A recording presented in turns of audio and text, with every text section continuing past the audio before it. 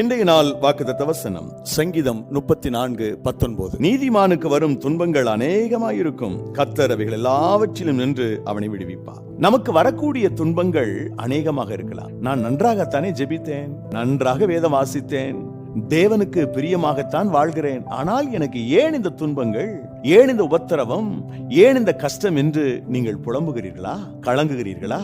உங்களுக்காகத்தான் இந்த வார்த்தை இன்றைக்கு கொடுக்கப்படுகிறது. அன்பானவர்களே, நல்ல பிள்ளைகள், நீதிக்குரிய வாழ்க்கை நடக்கிறவர்களுக்கு துன்பங்கள் வரலாம்.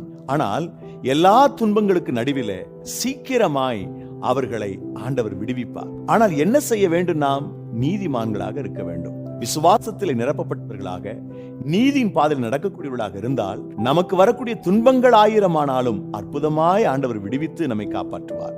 இன்றைய நாள் உங்களுக்கு ஆசீர்வாதமான நாளாக இருப்பதாக. God bless you.